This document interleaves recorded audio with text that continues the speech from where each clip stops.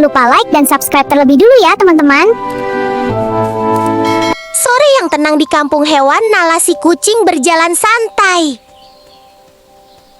Tiba-tiba terdengar suara aneh dari balik semak. Nala si kucing merasa sedikit takut, tapi juga penasaran. Dengan langkah pelan, Nala si kucing mendekat. Ternyata, Tito si landak kecil terjebak ranting. Nala si kucing membantu dengan hati-hati.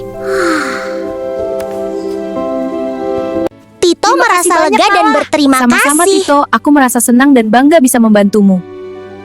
Hari itu Nala si kucing belajar untuk berani.